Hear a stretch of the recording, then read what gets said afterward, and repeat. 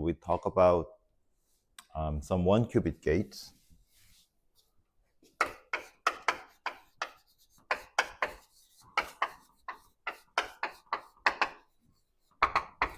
X, Z, and Hadamard gate. So these are the most important gates, and also we talked about Y gates, and we're going to talk about a few more today. And also we talked about some properties of these gates. For example, X, Z gate is anti-commutative, and so is X and Y and ZY, but Y is just the multiplication of operator X and Z, so we don't really need to talk about Y. But today we're going to talk about the other representation of X and Z, Y in geometric way. So anyway, so whenever you have a gate, don't think about it as a special thing. It's just a linear transformation. It's just a map that sends one quantum state to another quantum state. All right, so what are the 1-qubit gates? So more 1-qubit gates.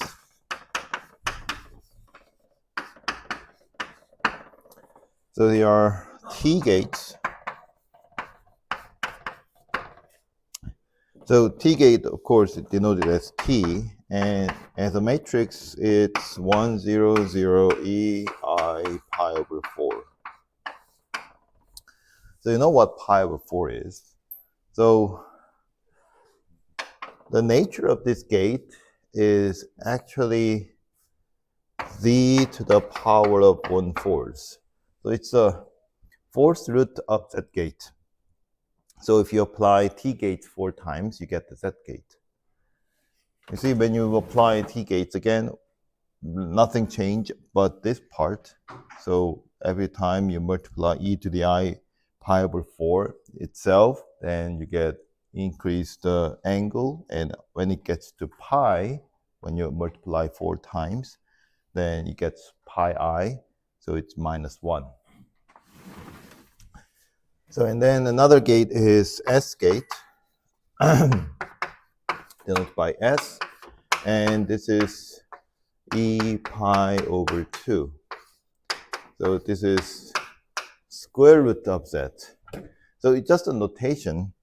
I mean, it's not a number, so when you put a square root, I'm not talking about the complex number or anything, it's just the meaning of what this matrix is. It's a matrix when you multiply by itself or square it, you get Z. That's the S gate.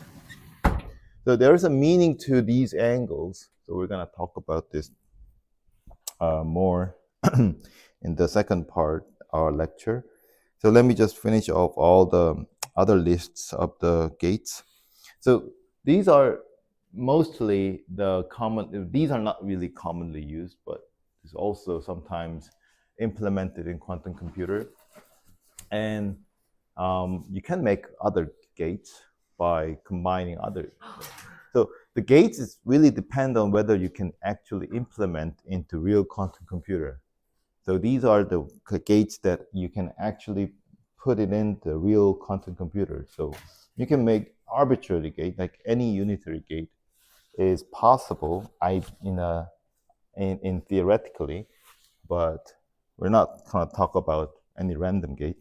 We only want we want to get the computation done with only ones that we have in the quantum computer.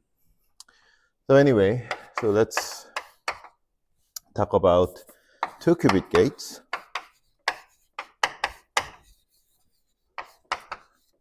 So again, 2-qubit gates is a linear transformation. It's a unitary transformation operator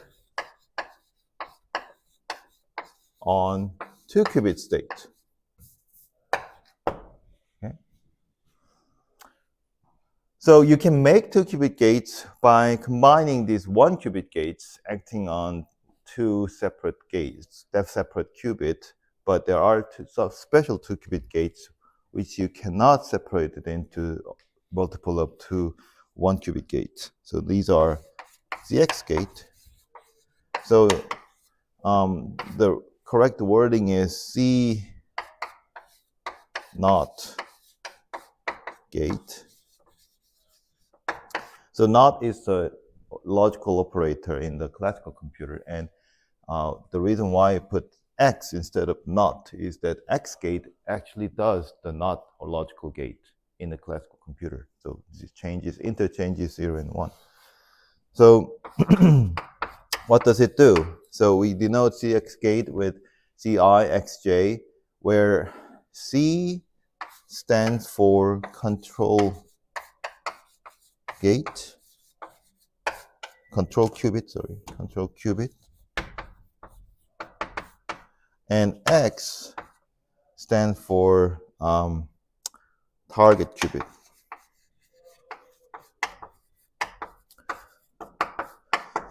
So the I is indicating which qubit is the control qubit and which qubit is the target qubit. So here, qubit I is the control qubit and qubit J is the target qubit.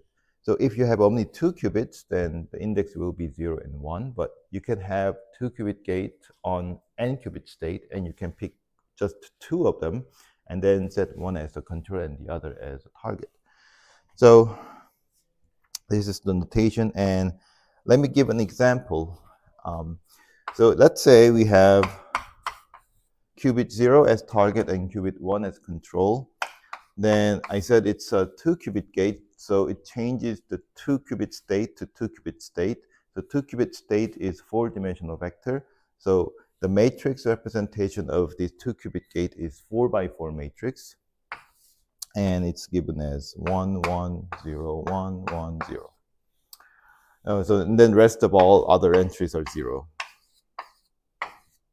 So it's not identity operator because we have off diagonal instead of diagonal here, but this part is almost seems like identity matrix.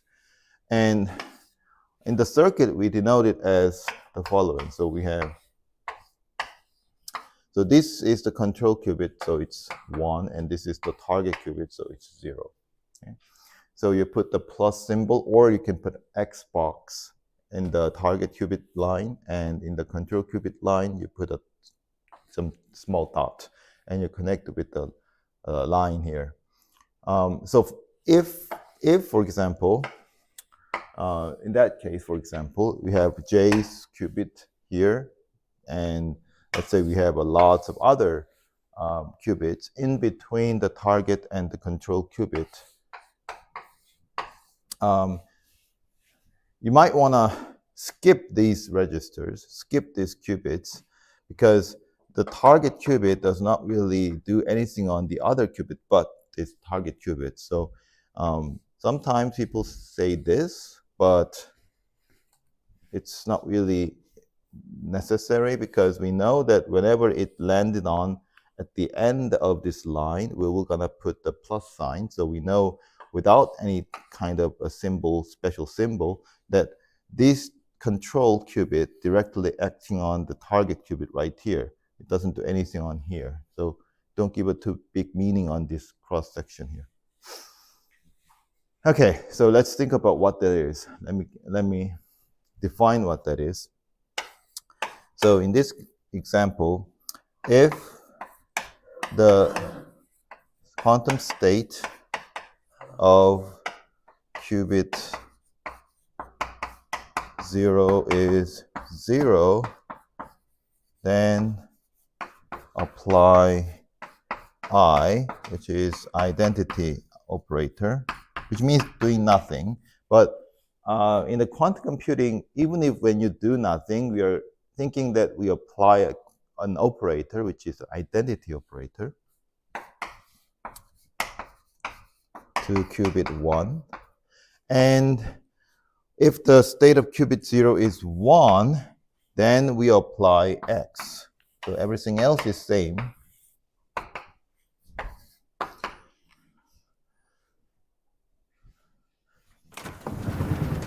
So it's a conditional gate in some sense.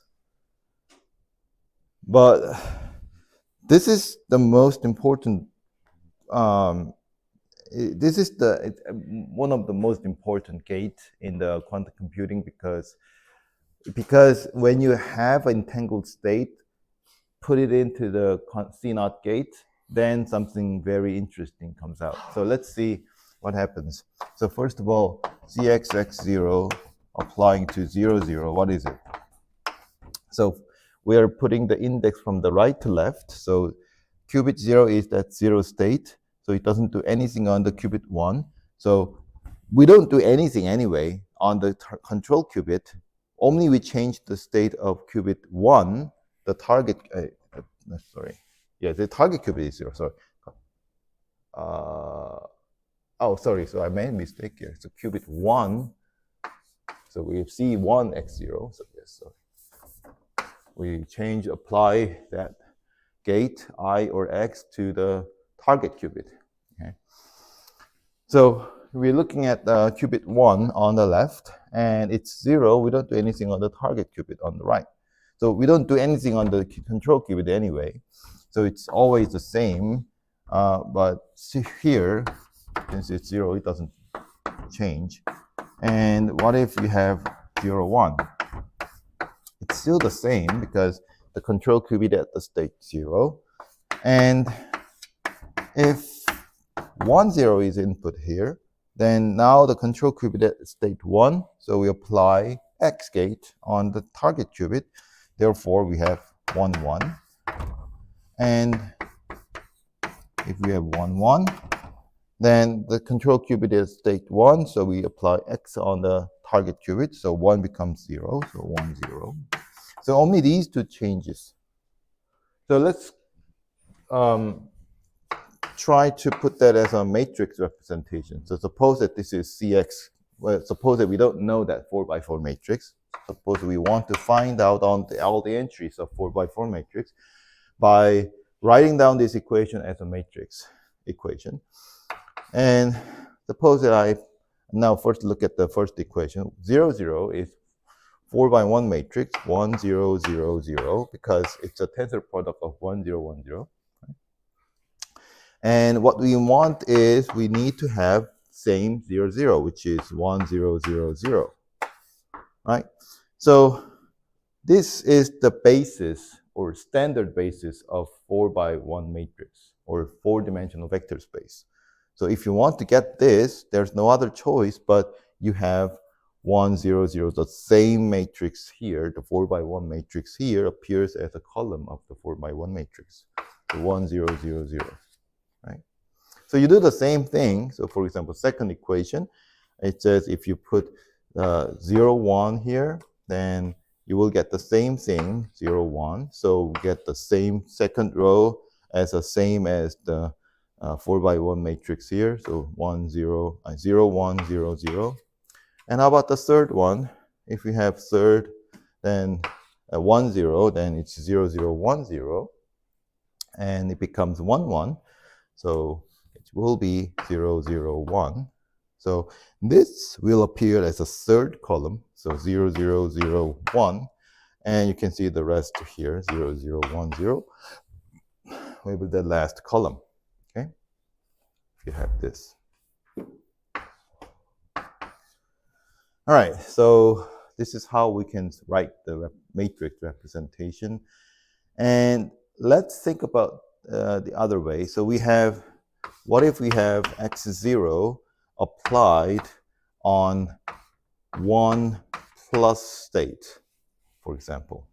Like 1 plus means that the qubit 0 is at the plus state, which is the superposed state of 0 and 1, and qubit 1 is at 1 state.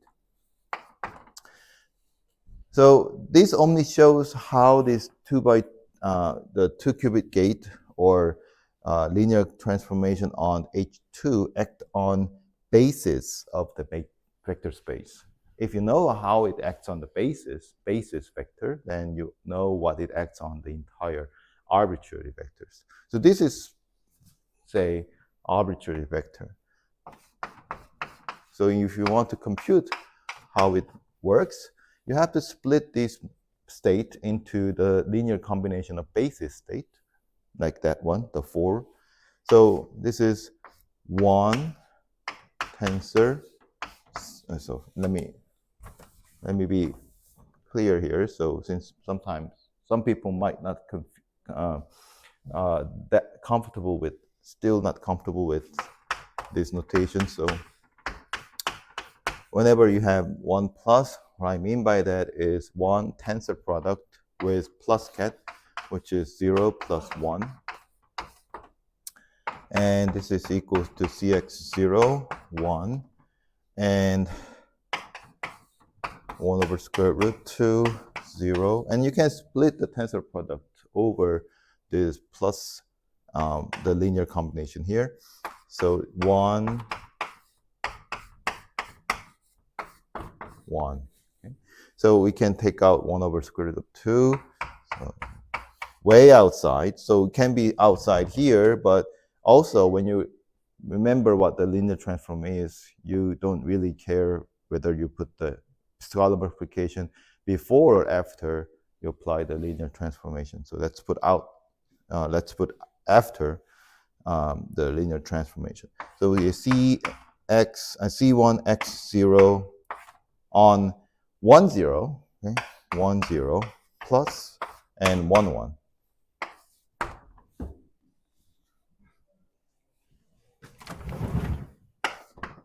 Right?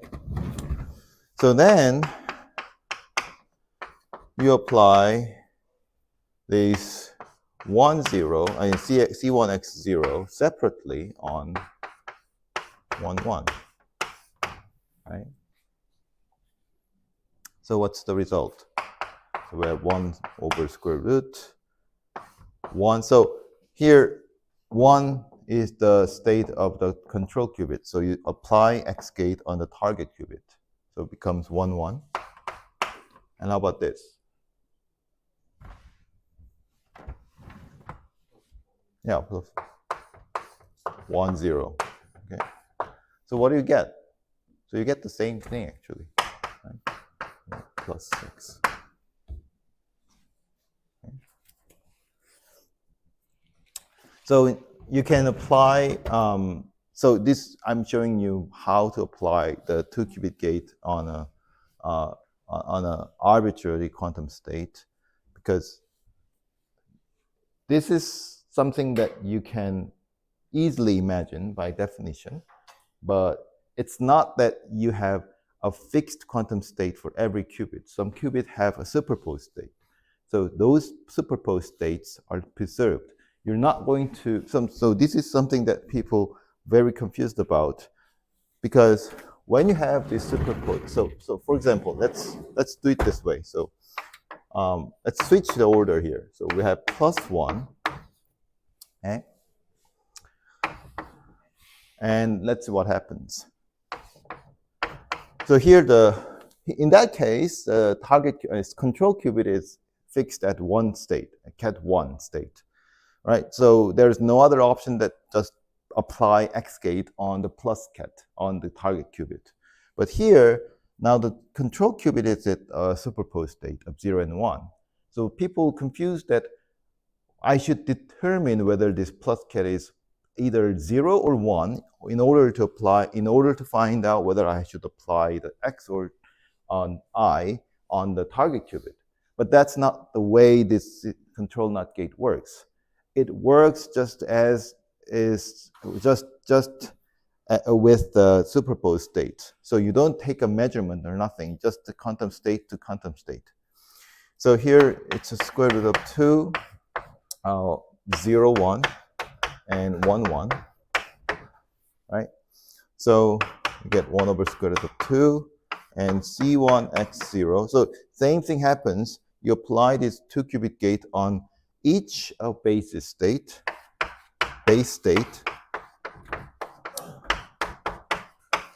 and what do we have here? After you apply the CNOT gate, it's 0, 1, and this one is 1, 0. Okay.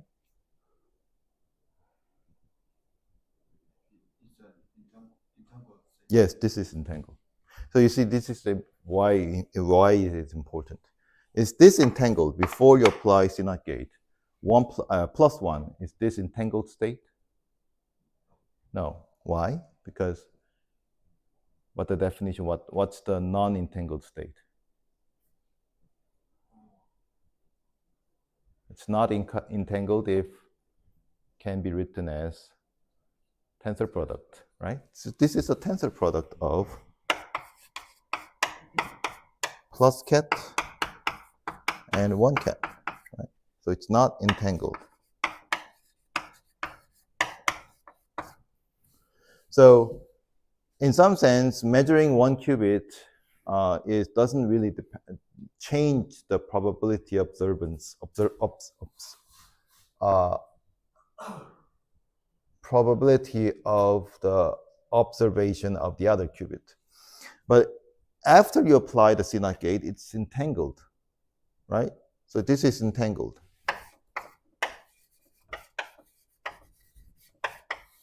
And there's no way you can write this as a tensor product, a single tensor product, right? So what happens when you take a measurement on the qubit 1 or qubit 0 and you observe 0, then the other qubit must turn out that it collapses to 1. So other way around, the same way. Okay. So CNOT gate is something that you make. It is used when you want to make an entangled state, and also not just CNOT gate is used. As I showed here, when you want to make an entangled state, you somehow make a superposed state. So Hadamard gate also used together to make a entangled state. All right, so there are other 2 qubit gates, so let me mention that. But any questions about the CNOT gate?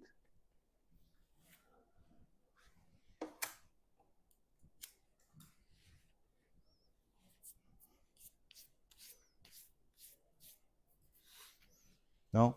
Okay. So second one is a swap gate. So it's the same as, but since it's a 2 qubit gate, we put 2 indices, I and j. So it literally swaps the state of qubit I and qubit j.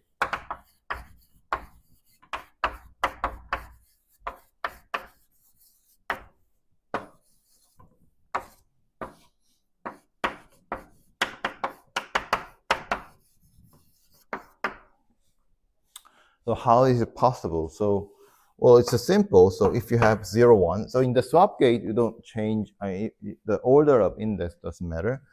So I can put S0, 1 or S1, 0.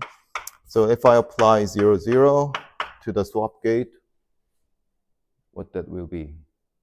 Just change the 0, 0, right? The same thing, 0, 0.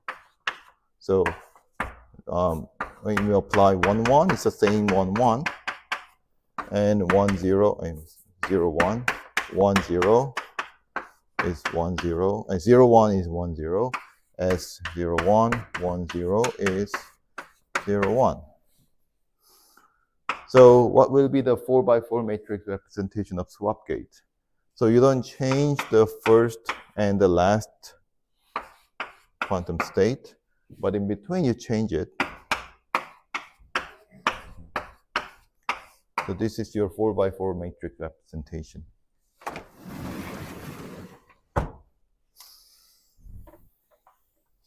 And swap gate is possible. But let me mention one theorem. Have you ever heard about no cloning theorem? Have anyone heard about the no cloning theorem? No? So let me mention and then try to compare no cloning theorem and the swap gate.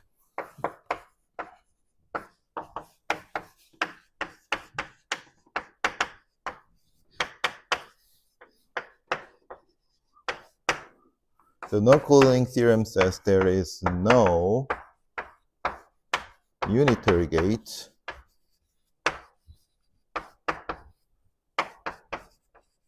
that the unitary gate, let's say it's U, and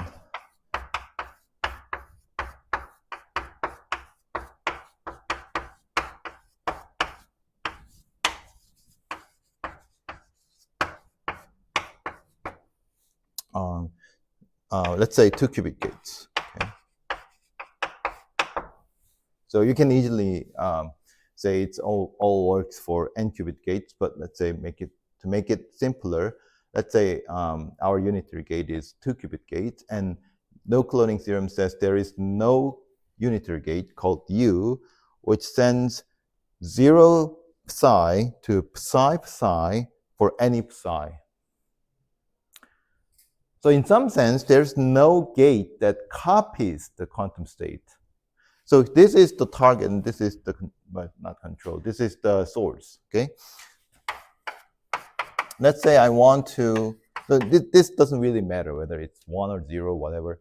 I want to copy the source quantum state to the target quantum, target qubit. Let's say I want it for, I want that gate to work for any quantum state that I have in a source qubit. It's not possible. It's mathematically impossible. So you don't really need to try to invent it. Okay, so it's easy to prove. It's just if you look at any sources in the website or the textbook, you can find easily why such U cannot exist. However, I want to compare this no cloning theorem to the swap gate. The swap gate is not cloning the quantum state. Okay? It simply interchanges the quantum state. It's not copying one to another and one to another. So in the classical computer, what would you do if you want to swap the data in between two variables? Like if you have a memory, two physical memories store some data, and if you want to copy one data from another and if you want to swap the data between the memories, you need to have another memory that you copy that to another and then copy here, and then you have to like circulate the data, right? That's how you copy the data. But in quantum computer, because there's no cloning unitary gate, you don't do that. You can't do that. You can't copy one state to another, right? So you have to, but you can swap it. You just simply swap these two quantum states.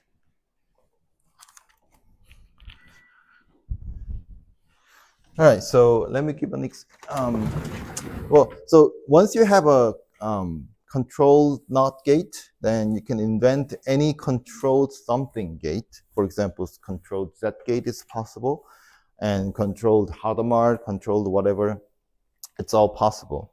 So if I need to use it, I'll mention that later. Let me mention about last one here. The one of the 3-qubit gate, and also 3-qubit gate, you can make it with the 1-qubit gate, taking 3 1-qubit gates together, and then it becomes a 3-qubit gate. But there's a special gate called Topoly gate. And I'll just draw the picture here and then explain what it means. So you see, it's similar to the CNOT gate, but it has 2 control qubits. So let's say this is control qubit 0 and qubit 1, and this is qubit 2. So these 2 are control qubits. And this is the target qubit. So target qubit is activated with the X gate or X operator only when the control qubit has a state 1. That's called the Topoly gate.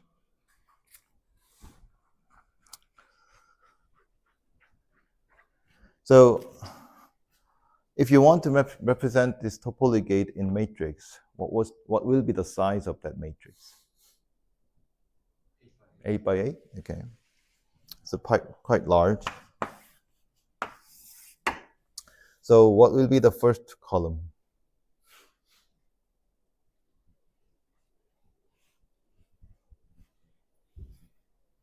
So there are only 2. So the X gate is not activated unless these 2 quantum states are both 1, right? So there are only 2 columns that are differ from the identity matrix. What will be the 2 columns here? Where is the 2 columns? What's the index of 2 columns here?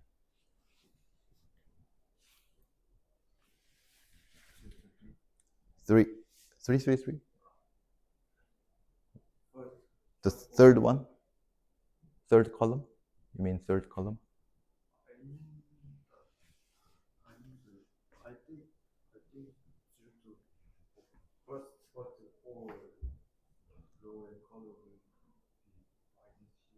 Oh, okay, so first 4 columns will be same as identity matrix, and you think fifth one is different from identity. Well, let's check. So let's say if I put x2, x1, x0, where xi's are either 1 or 0, then this will change to something only when these two are equals to 1, right? So only case that it changes is 0, 1, 1, which changes to 1, 1, 1, right? And 1, 1, 1 changes to 0, 1, 1. So 0, 1, 1 is the 3 in binary representation. It's 3. But here, our index starts from 0. So 3 is at the 4th column here. So 0, 1, 2, 3. We have it changes to 1, 1, 1. So 1, 1, 1 is actually the last one. So it's a 0 up to 1 here, 0. And the last one is 4, 5, 6, 7. So 7 is the last one. It changes to 0, 1, 1, so which is the third one. So we have 0, 0, 0, third, not fourth. So not third, fourth. Okay, so 1 and 0 here. So only these two columns are different from identity matrix. Rest of the columns are same as the identity matrix, which is diagonal. One's on the diagonal only. Okay, so that's the topology gate, and this will be used when we go to the group search algorithm. What's it called? What's the name of the person? What was it? Grover's. Okay, yes, Grover's search algorithm. The topology gates are used in the Grover's search algorithm. And actually, you can once you have a CNOT gate, and then these topology gates are generalized to the gate n-qubit gate that has the more than 2 control qubits. So you can have a topology gate that has a 3 control qubit, 4 control qubit, and 5 control qubits. And in fact, these topology gates can be made by multiplying the CNOT gates and other quantum gates that we mentioned before. So you don't have to worry about how this is possible. So it's all by basic quantum gates such as XZ and ST gates and the CNOT gates. All right, so any questions so far?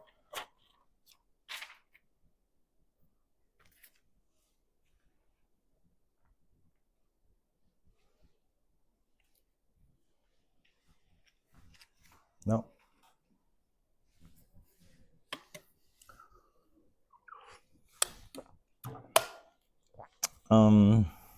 So let me mention about the Cat-Bra operations.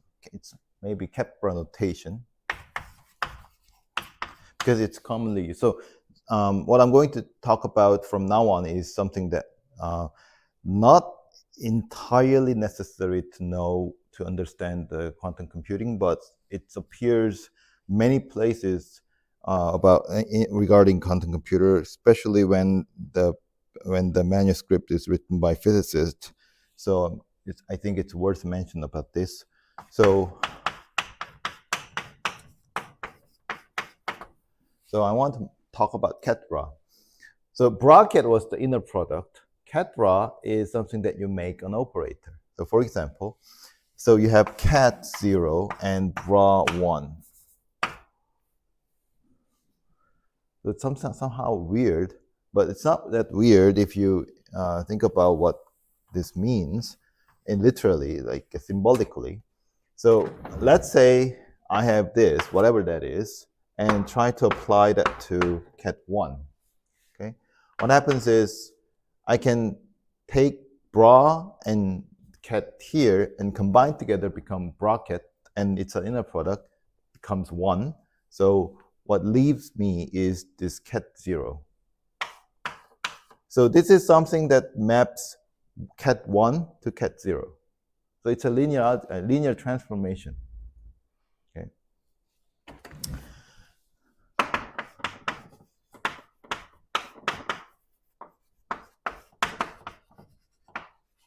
So you can do this for any ket state or any superposed state.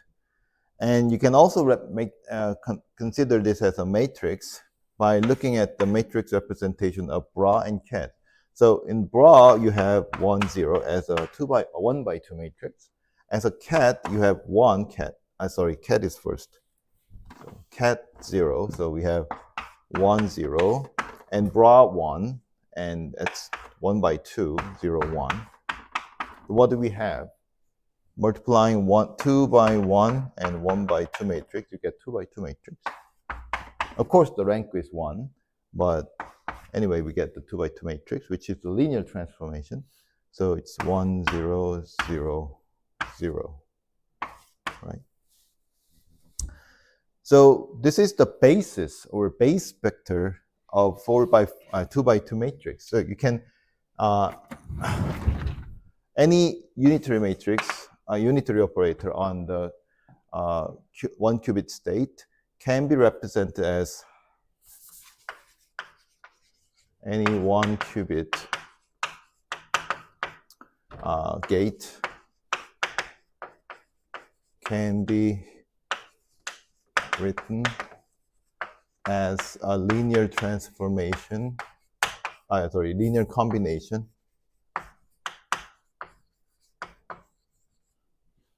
of ket bra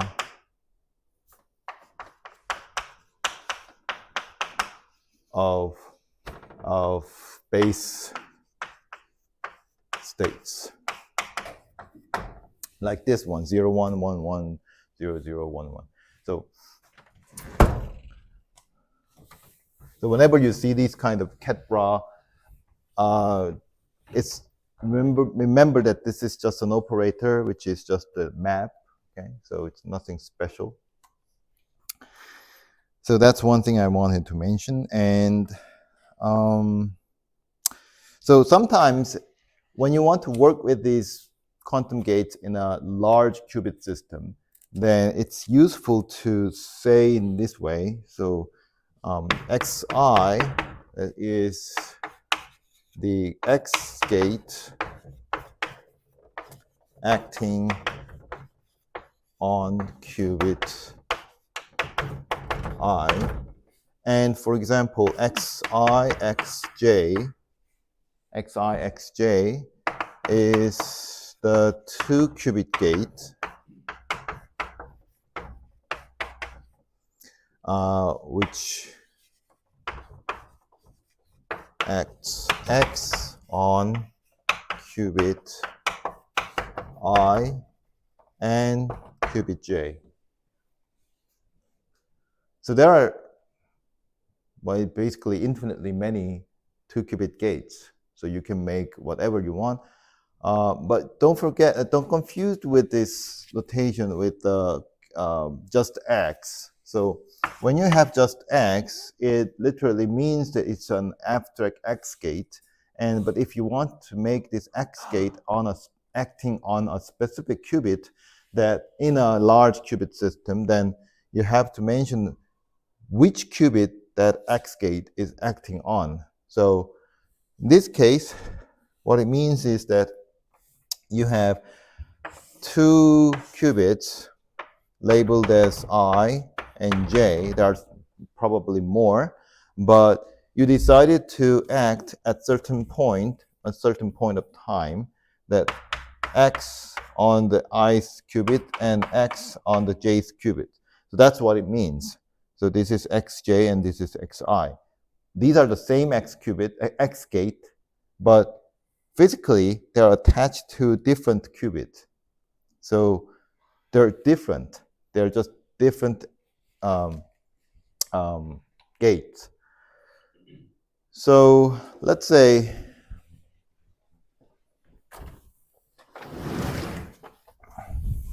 I want to express my x0 and x2 gate on 3-qubit system. So maybe let me mention this as H3. Let's say x0, x1, 2 is acting on this 3-qubit system. And I want to represent that as a matrix. So when you do that, you don't want to just think about these 2 qubits because there are 3 qubits. So when you have a 3 qubits, every operator is acting on 3 qubit all the same time at the same time. So you have to think about that gate as a matrix, as 8 by 8 matrix. So even though we don't mention the identity matrix here, so somehow it's kind of hidden here. So when I say that there are 2 X gates acting on 0 and 2, then I mean that identity gate is acting on the qubit 1. So now we have a 3-qubit gate. And how do I represent this as a matrix? So now you can work on these 8 basis vectors, right? So how does it change? But you can also use the Ket-Bra notation here. So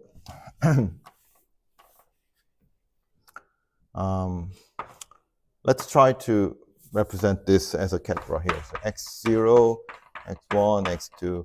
You don't really put that in order, but because it can be, they are just independent gates here. So it doesn't matter whether you switch the order.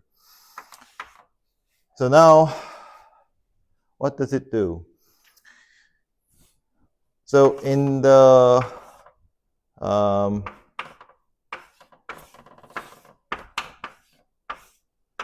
there are 3 gates actually acting on 3 qubits independently, right? So these are qubit gate acting on the qubit 0, and these are qubit the gate acting on qubit 1. This is gate acting on qubit 2.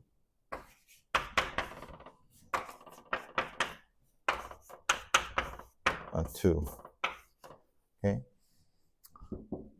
How do I write? So first, let's start from the easy one. How do I write that as a Ket-Bra notation? So identity matrix, or identity operator, sends 0 to 0, 1 to 1. So think about this example here. If I want to send 0 to 0, I need this, right? But then, how does this send 1 ket? Where does 1 ket go? If I apply 1 ket here, what happens? It becomes 0 ket or 0.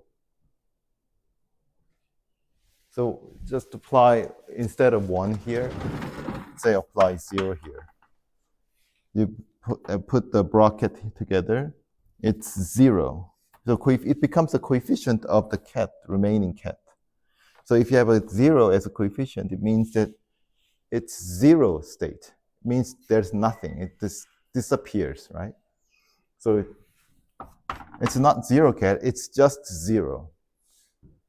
0 vector means doesn't exist, right? I mean, how can you make some ket state or quantum state make not exist? Okay, we cannot make it. So that's why we need only the unitary gate. And this is not the unitary gate, but it's a linear transformation.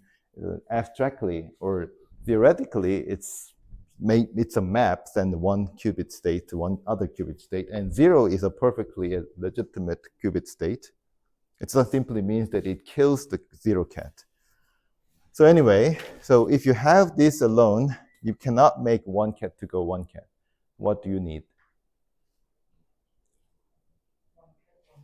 Yes. 1 ket, 1 bra, right? And then you have to add them together. Unitary gate can also be added together to work together, right? So when you have 0 cat, you get 0 cat. 0 cat is killed by this operator, but it's survived as a 0 cat. And 1 cat is survived as a 1 cat here, but killed in here. So it's not that we have 2 gates acting separately. It's not a gate at all because it's not unitary. We are talking about the gate represented by the linear transformation of this map, just the linear map. Okay, so each linear map do something on the cat state, and then with this linear combination, we can make an identity gate. Okay, so how about 0 cat and 1 cat? 2 cat. It's a qubit 0 and qubit 2. So these are both X gate. And how do you represent X gate as a cat bra? So you have to change a little bit from the identity matrix, right? Identity matrix sends cat 0 to cat 0, but you want cat 0 to go cat 1. The first thing you want is 0, 1, right? And then what? 0, 1, right? Then you can make X gate.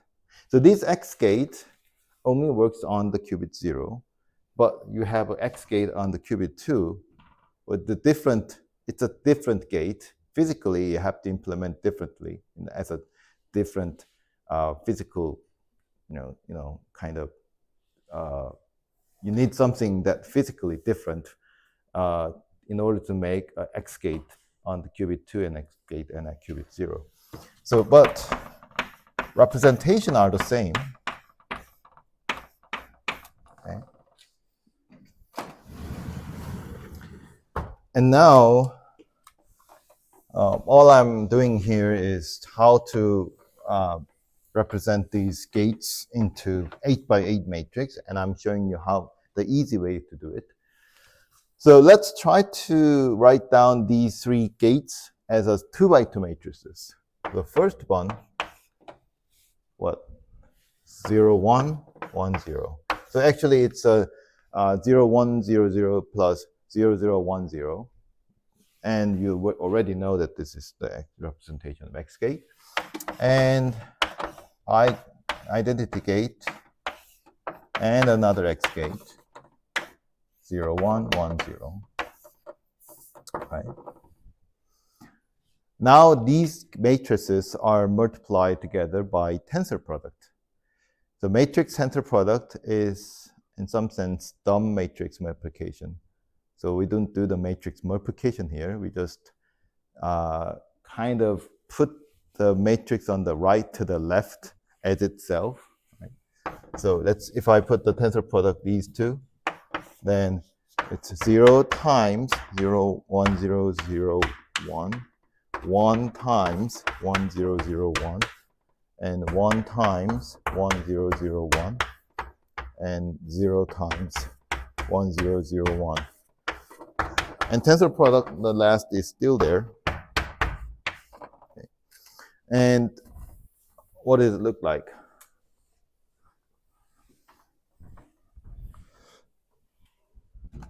So it's a 4x4 matrix. All 0, so let's put it large 0 here, and then 1, 0, 0, 1, 1, 0, 0, 1, and 0 here, and tensor product with 0, 1, 1, 0. So now we do the tensor product dumb matrix multiplication again. So all the zeros are still 0, but now make it the 1, 0 in this 4x4 matrix becomes 2x2 matrix of 0 entries, right? But only 1 survived, but 1 is replaced by this. So we have, let me write it here. It's the big one, the small one, and the small one. Only here we have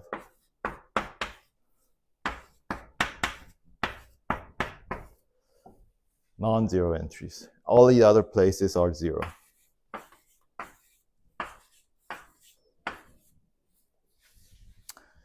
Okay, so these are 4x4 matrix, 8x8 matrix representing this gate. So let's check whether it's correctly represent our gate. So let's say I want to apply 0,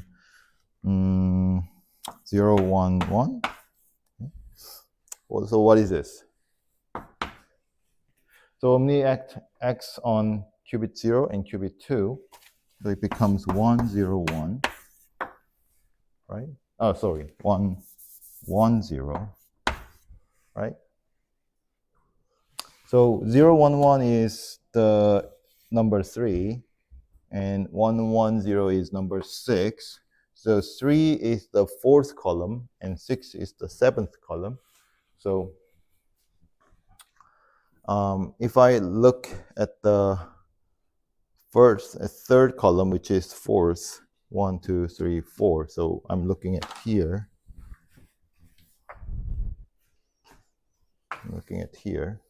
Right?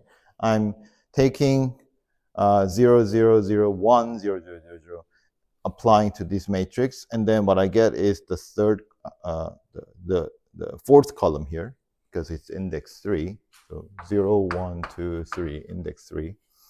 So and then what I get is 1 on the 7th row, 1 on the 7th row. By index, it's 6, because the index of the row also starts from 0. So that matches our 1, 1, 0 here, right?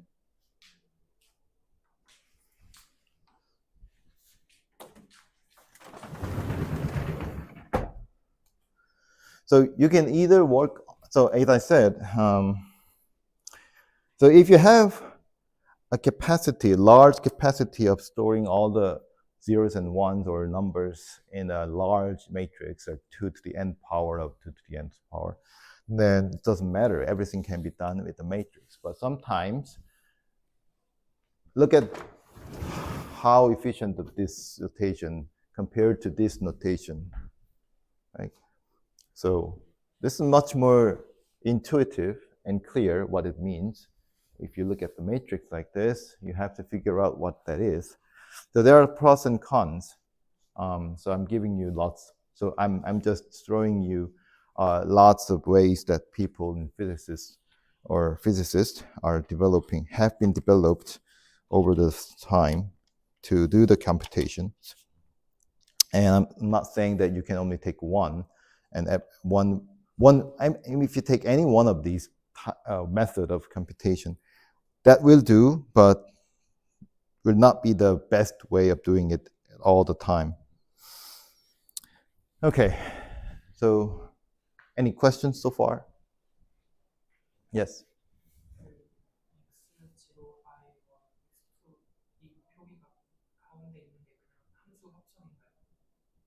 So this one, this notation? No, it's not a composition. It's so you can say it's a composition, yes. But oh yes. So yeah, let me write this way. So this is one unitary gate. You can consider this as just as a one unitary 3-qubit gate. Or if you want to make it as a composition, then you can still write as a composition. So x0, I1, I2 is, let's say it doesn't really matter the order here. So x, I2, I1. So by the way, so let me write it again. So this is actually equals to x0 tensor product, I1 tensor product, x2. So not a composition. It's a tensor product of the operators. And you can write it as a composition. First, it's, let's see, 1, 2, x0. So now it's a composition, the multiplication, actual multiplication. So I2, I1, I0. It doesn't really need here because it doesn't do anything here. So I'm just throwing it in so that it shows the composition of 3 operators here. So you can write it as a composition like this. So it's a matter of how, by when you're going to apply these gates. So for example, if you want to apply the gates on 3 quantum qubits at the same time, so this is 2, let's say this is 1, and this is 0.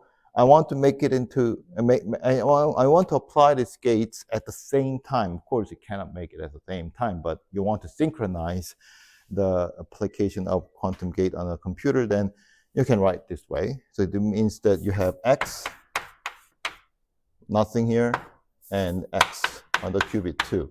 So in some sense, this left to right is the timeline of your quantum circuit.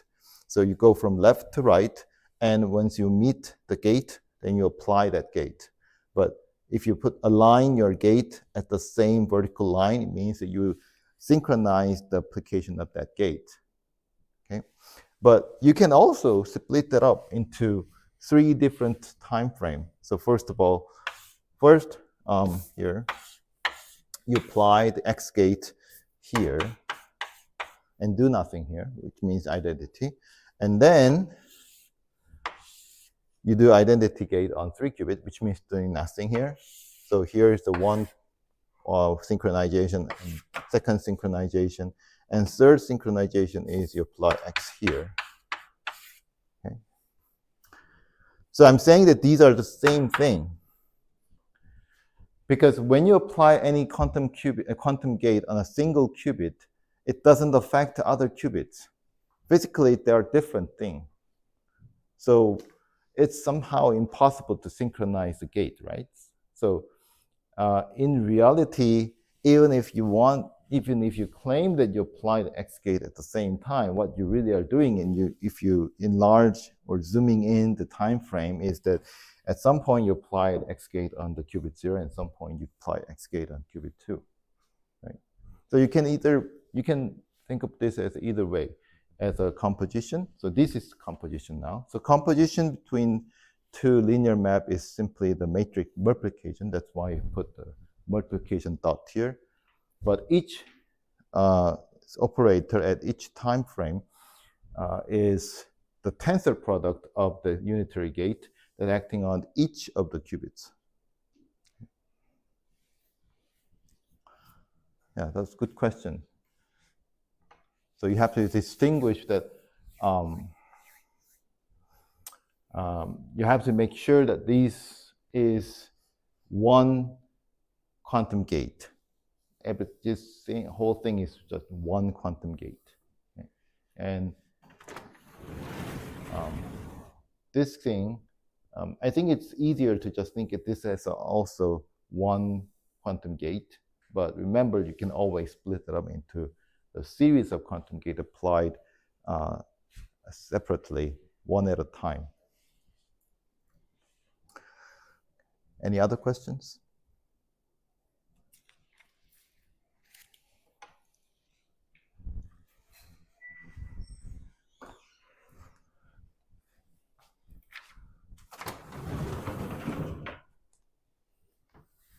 Okay, so I want to talk about the Pauli matrix, because it's also one of the things that you will see many places regarding quantum computing in the physicist point of view.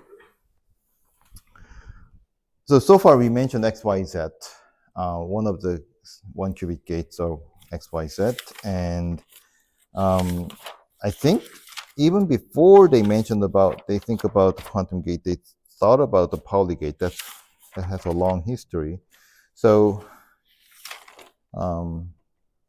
so here, definition of Pauli gates or Pauli matrix. Let's say Pauli matrix. Pauli matrix. These are just 2 by 2 matrix, sigma X, sigma Y, and sigma Z. Sigma X is 0, 1, 1, 0, and sigma Y, I always confuse with sigma I, So I need to make sure it's right. So and sigma z is 1, 0, 0, minus 1. Okay. So this is the Pauli matrix. Just remember it. And you can see this is the x gate, y gate, and z gate. It's the same thing. But why do people think about this Pauli matrix instead of XYZ gate? Because XYZ gate is only invented after they really thought that quantum computing is possible. And this is from the quantum mechanics long before they thought about quantum computing. Now, so here's the remark. So because of the tradition of this using a Pauli matrix, some people say, some literature say that when you apply X gate, it says it's the flip of X or rotate around X-axis and so on. So that kind of wording appears many places. So the rotation on sigma X, or sigma Y, whatever, sigma I, let's say, axis is the application of the following unitary matrix defined as exponential of theta sigma I. So sigma is the rotation angle, but it's not exact rotation angle. So when you have, it's not sigma, sorry. If you have a theta here, then it's 2 theta rotation.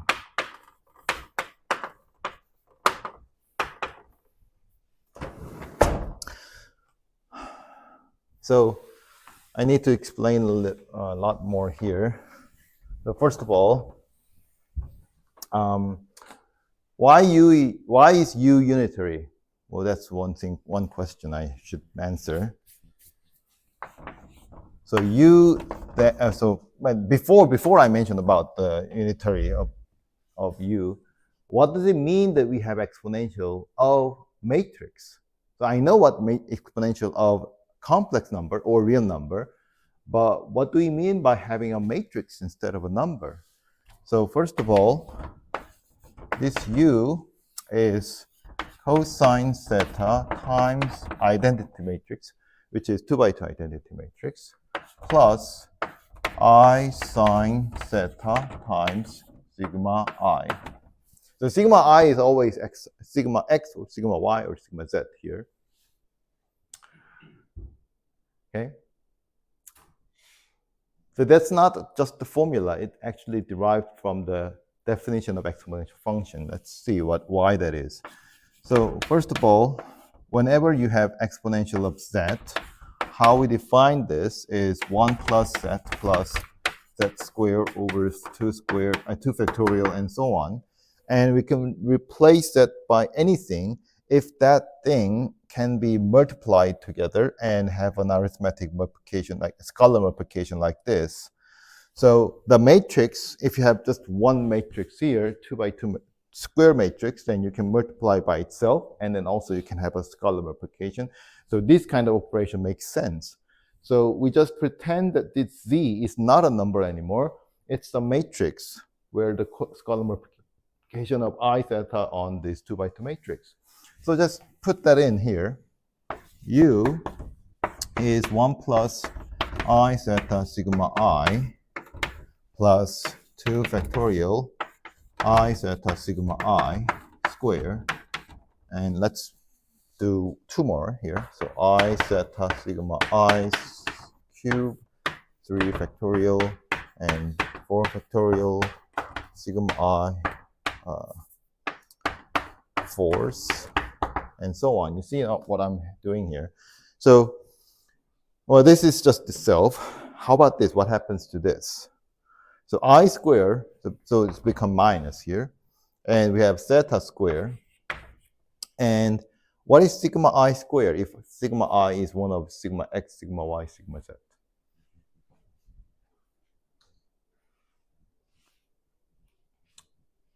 What's the square of that?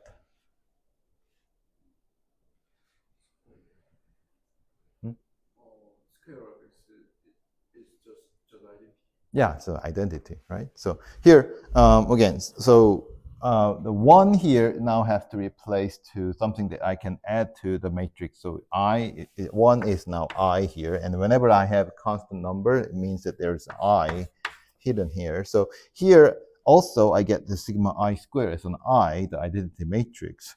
And the coefficient here minus sigma squared 2 factorial I, okay? Sorry, so I don't need I here because I have a matrix here. So, and then how about this one?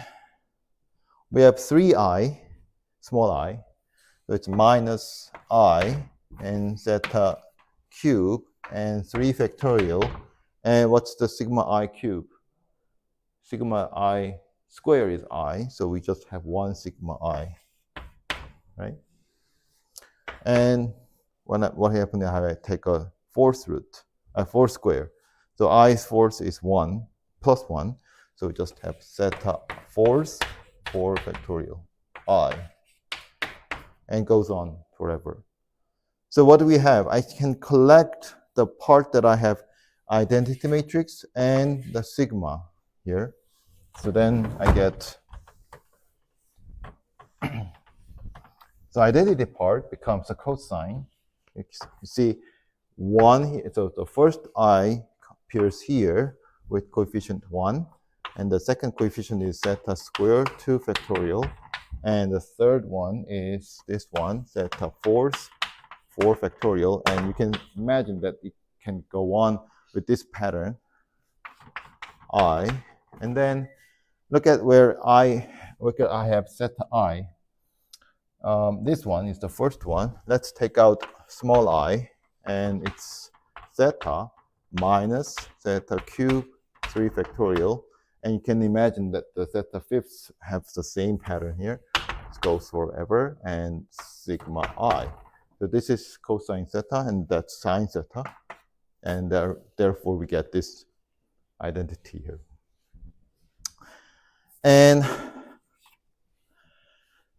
yeah, so let's think about why U is unitary. So U dagger U.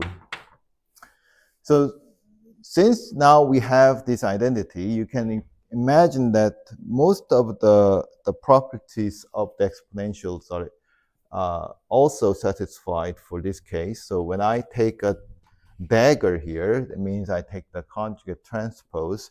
I'm taking a conjugate transpose everywhere here. So that means I can just take the conjugate transpose of I theta sigma, and that means I just take the conjugate transpose of inside here, because nothing is changed. The definition of exponential function as the sum of these squares doesn't change by taking a conjugate transpose. Only the thing that inside of Z changes.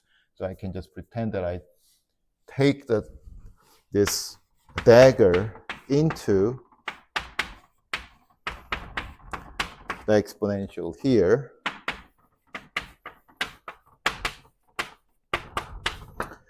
And what happens here?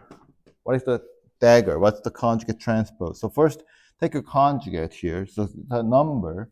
So when you have a number, the transpose itself. So only take the conjugate. So we have exponential of minus I theta. And what's the conjugate transpose of Pauli matrix? So sigma x, there's nothing to conjugate. The conjugate is itself, and the transpose, because it's symmetric, itself. So conjugate transpose of sigma x is itself.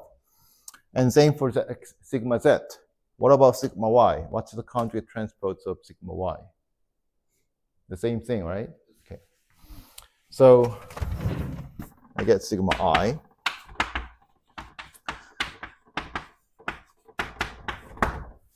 And by the rule of exponential function, you have two things here.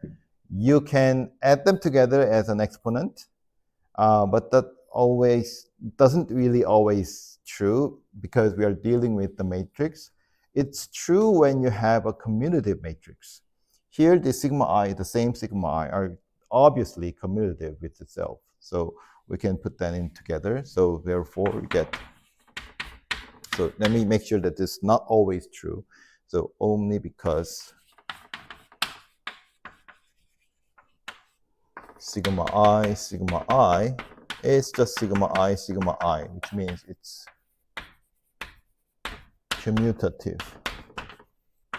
Okay, so then I can put that inside of sigma I, and then I sigma I, and then exponential 0. So this 0 is a 0 matrix. So therefore, I get the identity matrix. So the U dagger U is identity matrix. Therefore, U is a unitary matrix.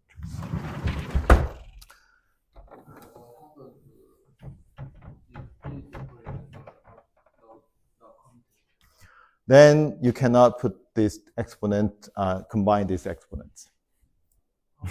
How to get identity in this system? So let's talk about this. Let's say, yeah. So let's see what happens when I have other cases. So what happens when I take I theta sigma x and exponential I theta sigma, let's say z here.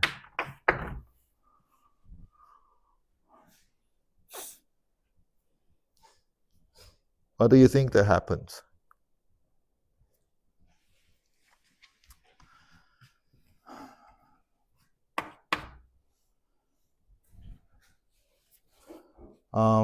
Let me do it this way. So instead of doing this, I think this will not make you any interesting facts. We can compute, but it's not going to be something that we are expecting. So let's try to do this. Okay. So instead of having two exponential, I had the one exponential whose exponent are added addition of these two.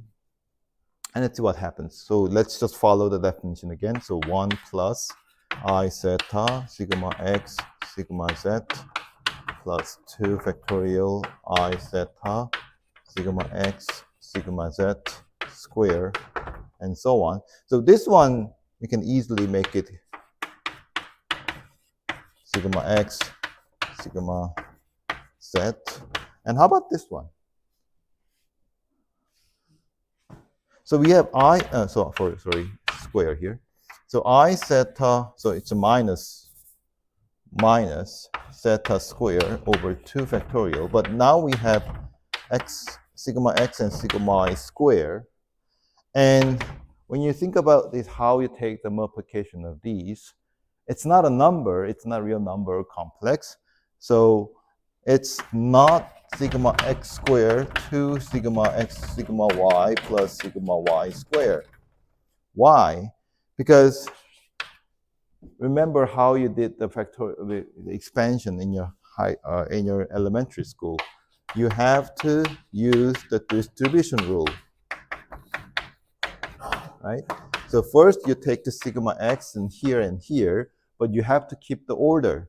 The sigma x squared plus, z here. Why did it become y here? So everything is here. But y also makes sense here. But everything is z here. And then you distribute the second one here. So sigma z, sigma x, sigma z square. So you see they are canceling out each other, right?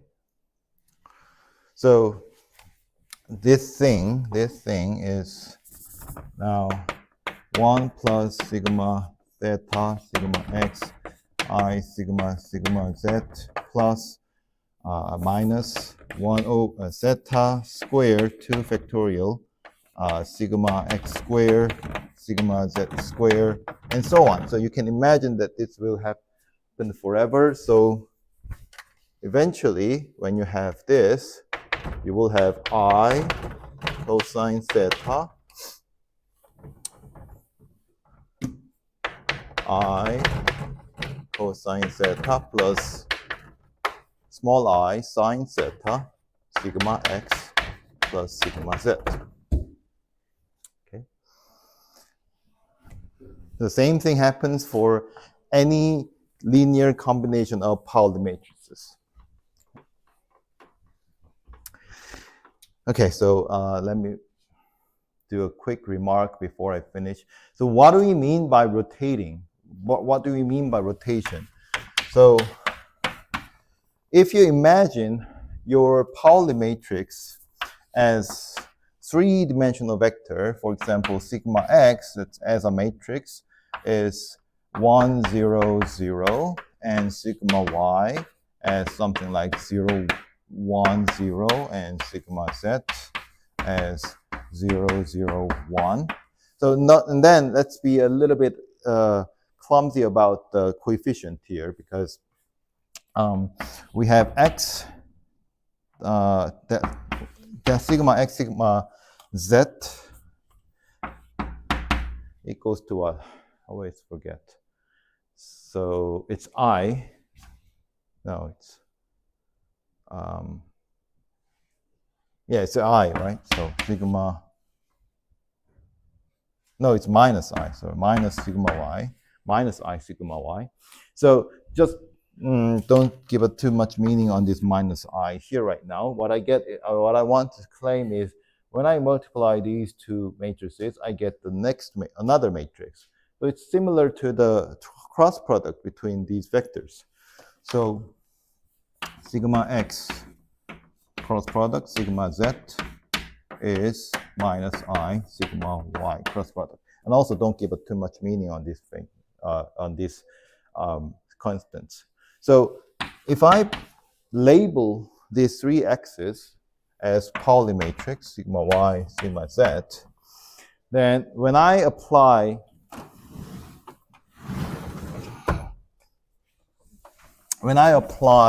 the Pauli matrix, then I'm kind of rotating all the other operator around that axis. So exponential I theta sigma x is rotation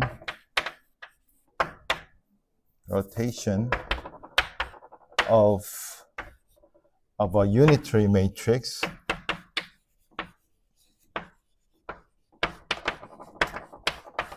or you can imagine that not just unitary matrix, it's actually rotating entire Hilbert space, H1 itself,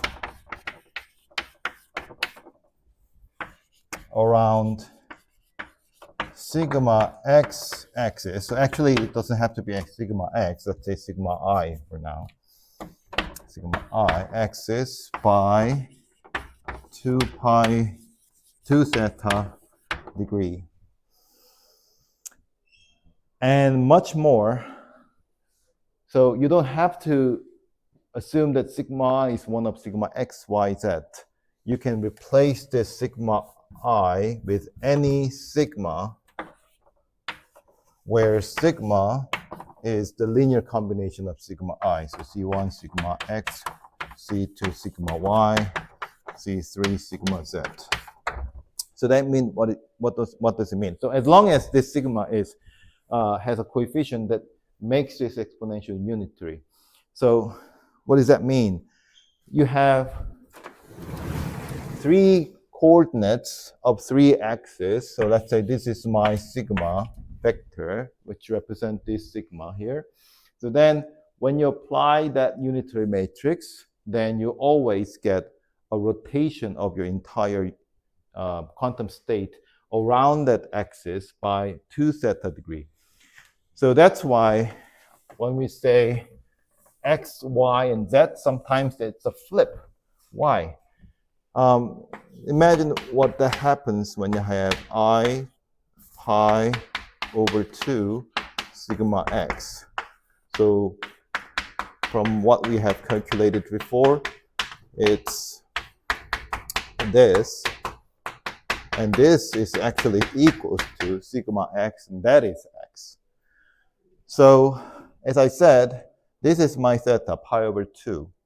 So when I apply this, which is just x gate, I'm rotating everything by sigma x axis by pi degree.